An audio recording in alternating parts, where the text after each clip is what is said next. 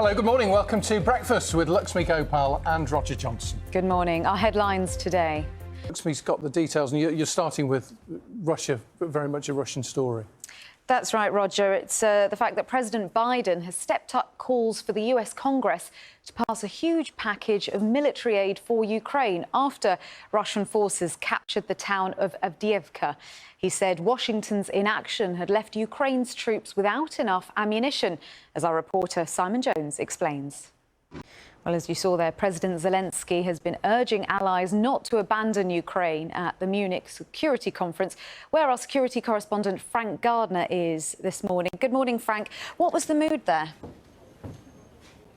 Well, Ukrainians who sought sanctuary in the UK after Russia's invasion will be able to apply for an 18-month visa extension under a new scheme. Now, the stars of the film world will be getting ready to step out onto the red carpet for the BAFTAs this evening. Christopher Nolan's Oppenheimer leads this year's nomination with a total of 13. Now, just to warn you that our report from our entertainment correspondent Lisa Mazimba contains flashing images right from the start. Such a good tune.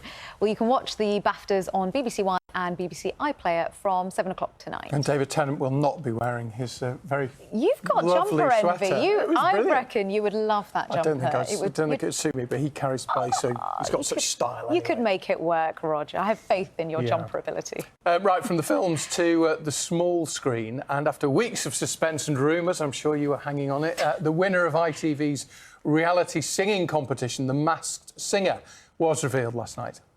Outfit, isn't it? They're all quite special. Yeah, we've gone from stripy, furry jumper. Department has a whale of a time. Shall we have a look at the weather? I think, Tom Ash, good morning. It's 16 minutes past 6 now. No, it's not. 17 minutes past 6. And an old film reel found in the basement of Coventry Cathedral has been verified as an episode from a popular TV comedy show. You might need to be of a certain age to remember this, but it's been missing from the BBC's archives until now. Well, that's right, yes. So Lance at Large, don't know if you've heard of that. It aired in the 1960s and it starred the entertainer Lance Percival, who sadly died 9 years ago. Our reporter Kevin Reid has this story. Kevin Reid there on Lance at Large. It's funny, I'd never heard of the series. Not surprising because that's the only one that exists, but you immediately recognised Lance Percival. Yeah, fantastic. From his carry on repertoire. Yeah, exactly. Yeah. Shall we have a look at the papers, see what's making headlines on this Sunday morning as you... certainly snacking's easier, isn't it? The fridge is just there, and then you go, well, I need a break. Yeah. Just wander to the fridge So someone who never works from home, which I don't, but there's always stuff to eat in the office as well.